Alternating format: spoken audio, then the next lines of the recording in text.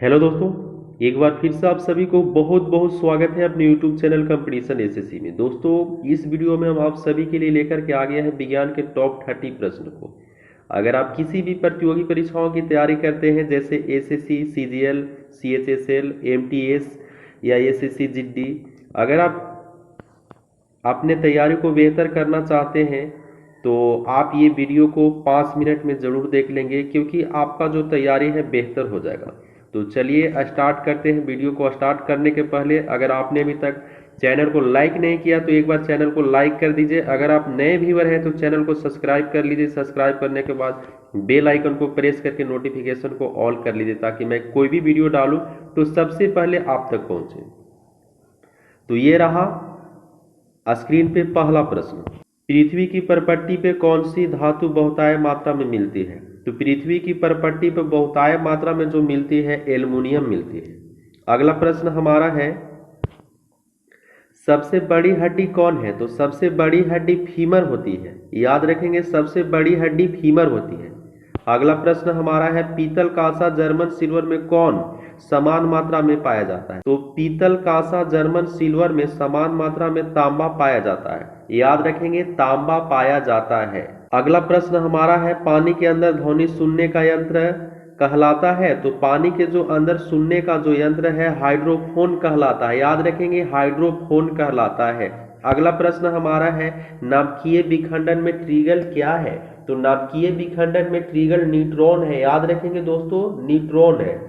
अगला प्रश्न हमारा है, ध्वनि की तीक्ष्णता निर्भर करती है? तो ध्वनि के जो तीक्ष्णता जो है उसकी आवृत्ति पर निर्भर करती है। याद रखेंगे प्यारे दोस्तों, उसकी आवृत्ति पर निर्भर करती है। अगला प्रश्न हमारा है, नाइट्रोजन यौगिकरण के लिए कौन सी फसल सहायक है? तो नाइट्रोजन यौगिकरण के लिए बीन्स फसल सहायक है। याद रखेंगे, बीन्स फसल।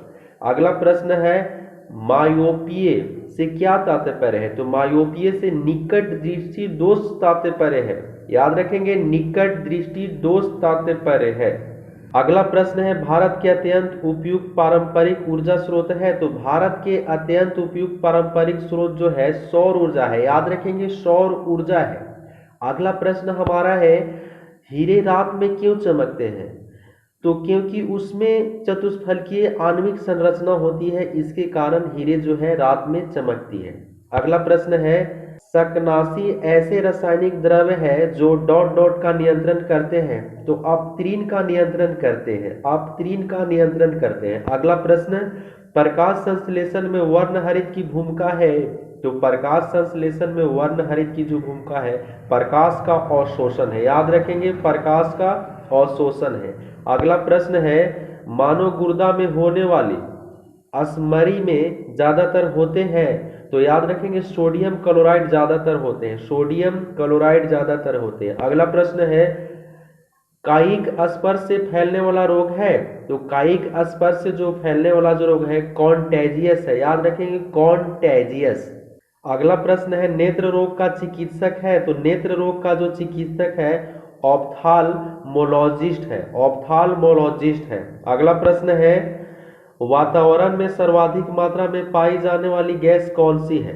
नाइट्रोजन 78.03%। अगला प्रश्न है, नेत्र गोलक किस सेट द्वारा चालित होता है? तो नेत्र जो गोलक है 4 मांसपेशियों के द्वारा चालित होता है। अगला प्रश्न है, पीतल एक डॉट डॉट है? तो पीतल एक मिश्र धातु है। याद रखेंगे, मिश्र धातु है। अगला प्रश्न, न्यूट्रॉन वे कण है जिसमें होता है तो कोई आवेश नहीं होता। याद रखेंगे, कोई आवेश नहीं होता है। अगला प्रश्न है, ऑक्सीजन को किस रूप में परिभाषित किया गया है? तो ऑक्सीजन को इलेक्ट्रॉनों की हानि के रूप में परिभाषित किया गया है। अगला प्रश्न है, सभी अम्लों में सबसे अधिक समान तत्व है? तो सभी अम्लों में सबसे अधिक समान तत्व हाइड्रोजन है। याद रखेंगे, हाइड्रोजन है।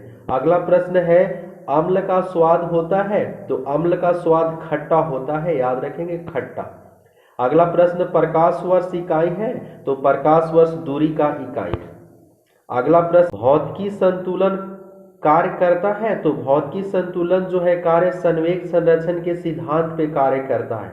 अगला प्रश्न, कार के स्टीयरिंग में शामिल है? तो कार के स्टीयरिंग में एकल बल शामिल है। यहाँ पे मिस्टेक हो गया है, आप यहाँ पे कार कर देंगे, कार के स्टीयरिंग में शामिल जो है एकल बल शामिल है। अगला प्रश्न है किसी पिंड का भार शून्य कहाँ होगा? तो पिंड का जो भार है पृथ्वी के केंद्र पर शून्य होगा। याद रखेंगे, पृथ्वी के केंद्र पर शून्य होगा। अगला प्रश्न है ध्वनि किस रूप में यात्रा करती है? तो ध्वनि जो है अनुदैर्घ्य तरंगों के रूप में यात्रा करती है। अगला प्रश्न है ध्वनि हवा में तेजी से गति करेगा जब आर्द्रता उच्च होगा ना, तब ध्वनि हवा में तेजी से यात्रा करेगा। अगला प्रश्न है हिम नदी से बर्फ पिघलना प्रारंभ होता है?